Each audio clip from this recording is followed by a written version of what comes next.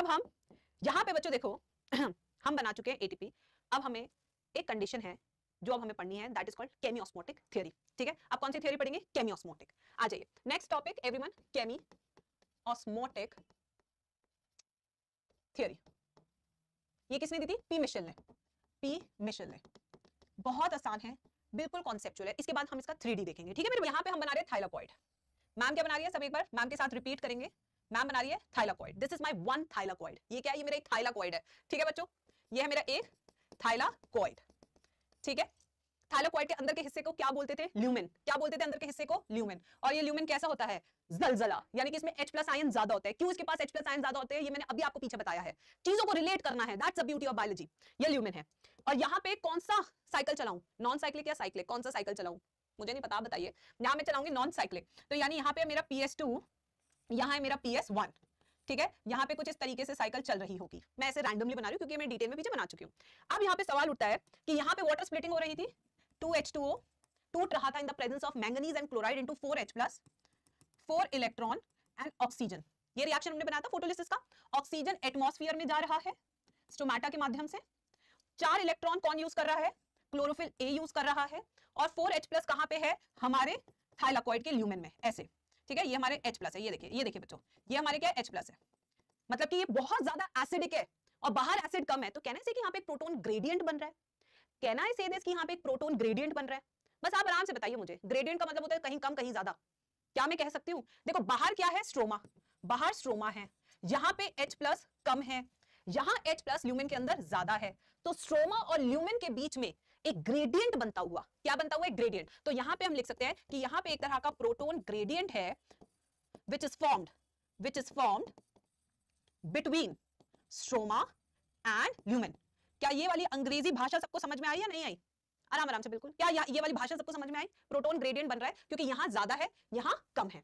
ठीक है, तो अब हम क्या करेंगे? हम कहेंगे कि नहीं नहीं यार, सब इक्वल होना चाहिए, ऐसे नहीं यार। तो हम कहेंगे चल माल निकाल, अपना माल निकाल। और जब यहाँ पे सेठ जी माल निकालेंगे ना, तो बीच में हम क्या करेंगे? एनर्जी बनाना शुरू कर देंगे। हम भी कहेंगे यार थोड़ा सा गपला कर लेते हैं, बहुत सारा पैसा है सेठ जी के पास, सेठ जी को क्या फर्क पड़ेगा, वो और कमा लेंगे, है ना भाई? तो यहाँ पे बच्चों, अब यहाँ से इस एनर्जी को, इस ग्रेडियंट को मुझे एनकैश करना है, मुझे एटीपी बनाने से। तो इसे मैं कैसे बनाऊंगी? चलिए देखते हैं। यहाँ पे मेरा है F0 पार्टिकल, ये है मेरा F1 particle. F0 and F1 together makes an enzyme called ATP synthase enzyme. कौन सा एंजाइम है? ATP synthase enzyme. ठीक है बच्चों, तो हुआ क्या? यहां से 2H+ बाहर आए, 2H+ बाहर आए।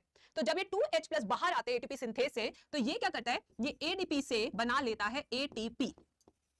क्या ये सबको इतना समझ में आ रहा है या नहीं आ रहा है? चैट बॉक्स में एक बार फिर से बताइए, देखिए और बताइए, क्या हमको इतना समझ में आ रहा है या नहीं? यस मेरे बच्चों, एडीपी से क्या बन गया? एटीपी। बाहर क्या आ गया? 2H+। ठीक है, अब बेटा क्या हुआ ना, अब जब ऐसे बार बार हम एटीपी बनाएंगे मेरे बच्चों, तो बाहर ज्यादा हो जाएगा ना? यस, है ना?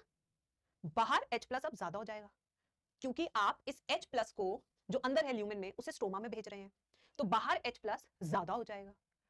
अब आप कहेंगे मैम ये तो उल्टा ग्रेडियंट हो जाएगा, फिर क्या करें? तो बॉडी क्या कहती है, प्लांट बॉडी, कि इस H+ को यूज कर लेते हैं।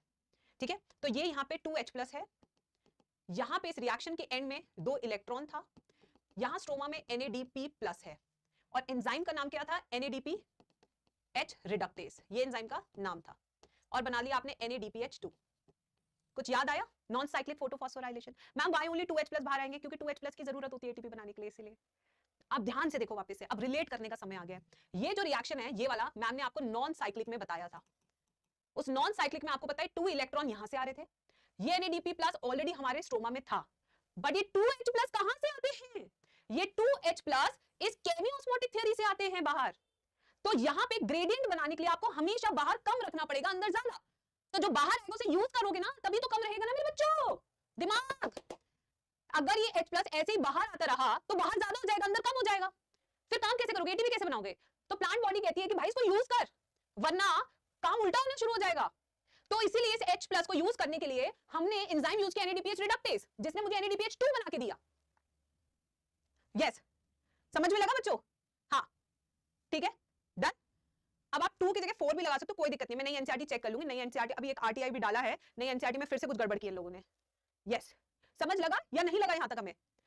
मैम 4H+ क्या बनता है? ये देखो, देखो 4H+, ये मैंने बैलेंस करके सके। यहाँ पे आप 2H+ भी लिख सकते हो बच्चों, बट सिंस मुझे यहाँ O2 बनाना है तो इसलिए मैंने 2H2O लिया। सिंपल केमिस्ट्री यूज कर रही हूँ, कोई हाईटेक चीज यूज नहीं कर रही हूँ। समझ में लग गया? केमियोस्मोटिक थ्योरी क्लियर हो गई? Yes, done.